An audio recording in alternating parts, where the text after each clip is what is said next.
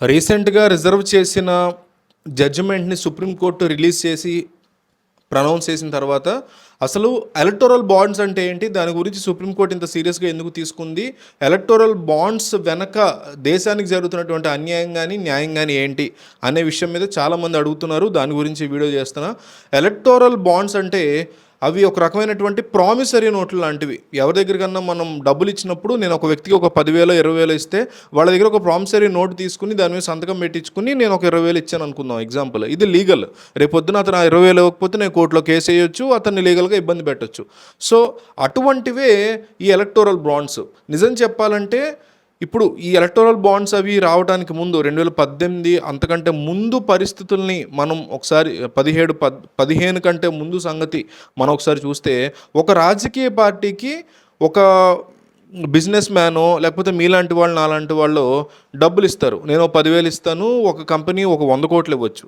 So ఈ లెక్కలు అన్నీ కూడా ఇంత లిమిట్లో ఇవ్వాలి అని కానీ లేకపోతే ఇచ్చిన తర్వాత దీనికి సంబంధించి కన్ఫర్మ్డ్గా ప్రతిదానికి ఒక లెక్క ఉండాలి.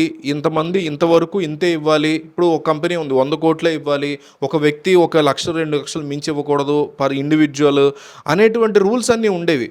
అందుకని వీళ్ళు ఏం చేశారంటే కాంగ్రెస్ అయినా బీజేపీ అయినా వీళ్ళందరూ కూడా తెల్లారిన దగ్గర నుంచి అయితే మన ట్యాక్స్ మనీ తింటారు.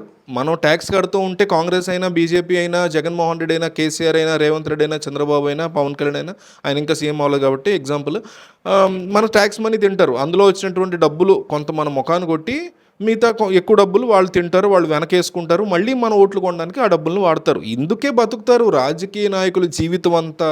మన ఓట్లు కొనుక్కుని మనల్ని నెత్తిన పెట్టుకుని మనల్ని ఉద్ధరిస్తున్నట్టు మన దగ్గర నుంచి ఒక 100 రూపాయలు తీసుకుంటే 5 రూపాయలు మన ముఖాన్ని కొట్టి 95 రూపాయలు వాళ్ళు జలసాలు చేసుకుంటూ లేకపోతే ఒక 50 రూపాయలు జలసాలు చేసుకుని ఒక 40 రూపాయలు ఎలక్షన్ టైంలో మన మొహాన్ని కొట్టి ఇట్లా ఈ రకమైనటువంటి వర్స్ట్ పెర్ఫార్మెన్స్లు చేస్తూ ఉంటారు. ఇది ఇది ఇది ఒక పద్ధతి. ఇది కాకుండా ఎన్నికల్లో డబ్బులు పెట్టి జనాలు ఓట్లు కొనుక్కోవడానికి పెద్ద పెద్ద కార్పొరేట్ కంపెనీల నుంచి డబ్బులు తీసుకుంటూ ఉంటారు. రేపొద్దున కార్పొరేట్ కంపెనీలకి ఏదన్నా మంచి చేస్తారు, లేకపోతే ఏదన్నా ఒక కాంట్రాక్ట్ ఇప్పించడం ఇట్లా చేస్తూ ఉంటారు. సో అందుకని పార్టీలకి ఫండ్స్ ఇస్తూ ఉంటాయి కార్పొరేట్ కంపెనీస్ కానీ ఇండివిజువల్స్ కానీ.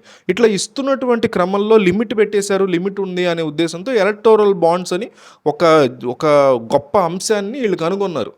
మళ్ళీ జనాల్ని ఎదవలు చేయడానికి కనుక్కున్నారు. ఏం కనుక్కున్నారంటే ఎందుకు కనుక్కున్నారంటే దాన్ని ఆ ఎలక్ట్రల్ బాండ్స్ అనేవి ఎస్బీఐలో దొరుకుతాయి. ఎనీ ఎస్బీఐ బ్యాంకులో మీకు ఎలక్ట్రల్ బాండ్స్ దొరుకుతాయి.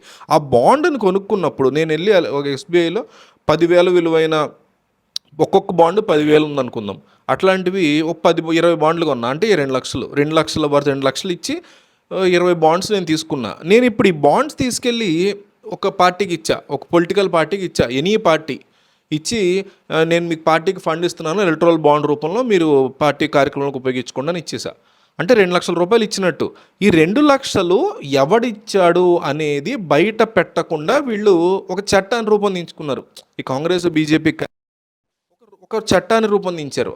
ఆ చట్టం ఏంటంటే ఎవరైతే డబ్బులు ఇస్తున్నారో పార్టీకి నాలాంటి వాడు కావచ్చు, ఇప్పుడు 2,00,000 ఇస్తాడు, ఇంకోటి 2,000 కోట్లు ఇస్తాడు. అట్లా ఇచ్చిన వాళ్ళు ఎవరిచ్చారు అనేది బయటికి తెలియజేయరు. ఎంత ఇచ్చారు తెలియజేయరు. అంటే ట్రాన్స్పరెంట్గా ఉండాల్సినటువంటి డెమోక్రటిక్ ప్రజాస్వామ్య దేశంలో అతిపెద్ద అంశమైన అంటే బ్లాక్ మనీ కదా ఇక్కడంతా కూడా వీళ్ళు షిఫ్ట్ చేసుకునేది. బ్లాక్ మనీ కావచ్చు, ఇంకొకటి కావచ్చు, క్విడ్ ప్రోకో. ఇప్పుడు నేను తీసుకొచ్చి 2,00,000 నా ఒక పార్టీకి ఇచ్చా. ఆ పార్టీకి సంబంధించినటువంటి కౌన్సిలర్ నా ఏరియాలో నాకు కావాల్సినటువంటి ఒక రోడ్ వేయిస్తుంటే ఆ కాంట్రాక్ట్ నాకు ఇస్తాడు. అది 20,00,000 కాంట్రాక్ట్. నేను అక్కడ 2,00,000 ఇచ్చాను కాబట్టి నాకు ఒక 5,00,000 కాంట్రాక్ట్ వచ్చిందనమాట. అట్లాగా వీళ్ళు క్విడ్ ప్రోకో చేస్తున్నారు. ఇది జస్ట్ ఒక రోడ్డుకు సంబంధించి ఒక వార్డుకు సంబంధించి నేను ఎగ్జాంపుల్గా చెప్తున్నా. దేశం లెవెల్లో ఎంత చేయొచ్చు? ఒక అదానియో ఒక అంబానీయో లేకపోతే కాంగ్రెస్ నెత్తిన పెట్టిన వాళ్ళు ఉండరు, వాద్రా లాంటి వాళ్ళు. ఇటువంటి వాళ్ళు ఎన్నెన్ని గిమ్మిక్కులు చేయొచ్చు, ఎంత మోసం చేయొచ్చు. పైగా ఇచ్చేది బ్లాక్ మనీయో ఒరిజినల్ మనీయో తెలియదు. నేను సంపాదించి ప్రభుత్వానికి ట్యాక్స్ కట్టకుండా ఎగ్గొట్టి మిగిలిన 2,00,000 తీసుకొచ్చి ఇక్కడ ఇచ్చేసాను అనుకోండి, కలిసిపోయింది. అసలు ఎవరికి ఆ బ్లాక్ మనీ ఎటు వెళ్ళిందో తెలియలేదు. నేను ఇక్కడ 2,00,000 ఇవ్వగా నాకు 5,00,000 రోడ్ వేయించుకునేటువంటి కాంట్రాక్ట్ వచ్చింది. సో ఎంత సేఫ్ పొజిషన్లో ఉన్నాను నేను ఈ పని చేసిన తర్వాత. సో ఇటువంటివన్నీ ఆపాలి అనే ఉద్దేశంతో కొంతమంది పిటిషన్లు వేయడంతో సుప్రీంకోర్టు దీన్ని కంప్లీట్గా ఖండిస్తున్నాము. ఇది కరెక్ట్ పద్ధతి కాదు. అక్టోబర్‌లో జడ్జిమెంట్ తీసుకొని ఆ తీర్పుని రిజర్వ్ చేసి రీసెంట్‌గా బయటపెట్టింది. ఈ ఎన్నికల లోపే ఎవరెవరు ఎంతెంత తీసుకున్నారు అనేది ప్రతీది బయట పెట్టాలి. ఇచ్చిన వాళ్ళతో సహా బయట పెట్టాలి. ఉదాహరణకి ఇప్పుడు బీజేపీ పార్టీ ఒక 5,000 కోట్లు తీసుకుందనుకోండి ఎలక్టోరల్ బాండ్స్. కాంగ్రెస్ పార్టీ ఒక 5,000 తీసుకుందనుకోండి. ఈ 5,000 కోట్లు ఎవ్రీ రూపీ ఎవరెవరు ఇచ్చారు, ఎస్పెషల్లీ కార్పొరేట్ సంస్థలు, ఇన్స్టిట్యూషన్స్ ఎంతెంత ఇచ్చాయి అనేది బయట పెట్టాల్సిందే. ఇది ట్రాన్స్పరెంట్‌గా ఉండాల్సిందే. ఇచ్చినవాడెవడు, తీసుకున్నవాడెవడు.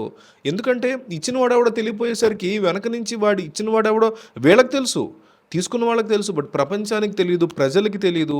సో, ఇచ్చిన వాడి పేరుని మనం వీళ్ళు బయట పెట్టకపోవడం వల్ల ఇచ్చిన వాడికి వీళ్ళు వెనక నుంచి మంచి చేసేసుకుంటూ వాళ్ళకి కావాల్సినటువంటి కాంట్రాక్ట్‌లో ఇంకొకటో వాళ్ళకి అప్పచెప్తూ దేశాన్ని తప్పుదారి పట్టిస్తున్నారు అనేటువంటి ఉద్దేశంలో సుప్రీంకోర్టు ఈ తీర్పు ఇచ్చింది. ఈ తీర్పు ఇచ్చింది కదా అని చెప్పేసి కంపల్సరీ వీళ్ళు బయట పెడతారా అంటే చెప్పలేం. మళ్ళీ దీనికి పార్లమెంట్లో ఏదో ఒక అమెండ్మెంట్ తీసుకొస్తారు. అల్టిమేట్గా నేను చాలామందికి చెప్తుంటుంది, అల్టిమేట్గా లెజిస్లేషనే ఈ దేశంలో బిగ్గెస్ట్ పాత్రని పోషిస్తుంది. జ్యుడిషియల్ అనుకుంటాం కాదు, మీడియా అనుకుంటాం కాదు, అడ్మినిస్ట్రేషన్ అనుకుంటాం అస్సలు కాదు. వాళ్ళు కంప్లీట్గా అమ్ముడిపోయి ఉంటారు.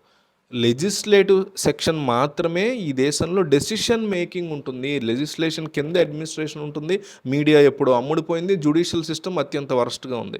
సో, ఈ దేశంలో జ్యుడిషియరీ ఒకటి చెప్తే సుప్రీంకోర్టు ఏమయ్యా ఇట్లా కరెక్ట్ కాదు, ఈ రకమైనటువంటి చట్టాలు తీసుకురాకండి, దీన్ని మార్చండి ఇమ్మీడియట్గా, ఇదేంటిది ఇట్లా ఉంది, ట్రాన్స్పరెంట్గా ఉండాలి కదా, ఎవరిచ్చారో డబ్బులు తెలియకుండా డబ్బులు తీసుకోవడం ఏంటి, మీరు వాళ్ళు ఇవ్వడం ఏంటి, ప్రజలకు తెలియాలి ఎవరు డబ్బులు ఇస్తున్నారు ఎవరు ఇవ్వట్లేదని, ఎందుకంటే దేశంలోనే బిగ్గెస్ట్ పార్టీలు ఉంటాయి అనేటువంటి అంశాన్ని సుప్రీం ఒక తీర్పు రూపంలో చెప్తుంది అంతే.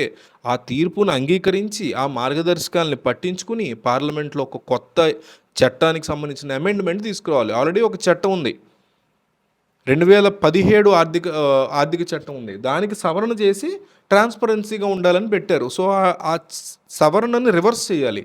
ఆ రివర్స్ చేసే బాధ్యత మళ్ళీ అధికార పక్షానిదే అవుతుంది. అధికారంలో కాంగ్రెస్ ఉన్నా, బీజేపీ ఉన్నా ఈ పని చేస్తుందన్న నమ్మకం నాకు లేదు. ఎందుకంటే వీళ్ళకి డబ్బు కావాలి, ఫండ్స్ కావాలి, పార్టీలను నడుపుకోవాలి, ఎమ్మెల్యేని కొనుక్కోవాలి, మేపుకోవాలి. కొన్ని పార్టీలు ఎమ్మెల్యేలను కొనుక్కుంటే అమ్ముడుపోతారేమో అన్న భయం ఉన్న ఎమ్మెల్యేలని క్యాంపు రాజకీయాలు చేసి దాచుకోవాలి. వీటన్నిటికీ డబ్బులు ఎవరిస్తారండి? ఇదే కావాలి. అంటే రాజకీయం అనేది సామాన్యులకి ఉపయోగపడే స్థాయి నుంచి, సామాన్యుడిని సర్వనాశనం చేసే స్థాయి నుంచి కంప్లీట్గా ఒక బిజినెస్ మోడల్ లాగా మార్చేసుకొని హై లెవెల్కి వెళ్ళిపోయి అందులో మళ్ళీ ఈ రకమైనటువంటి పెంటలు, దరిద్రాలు నడుస్తూ సాగుతూ ఉన్నాయి. సో, ఇది ఎలక్ట్రల్ బాండ్స్ అంటే ఏంటి, సుప్రీంకోర్టు వ్యవహారం ఏంటి అనేది చెప్పదలుచుకున్న ఈ వీడియోలో.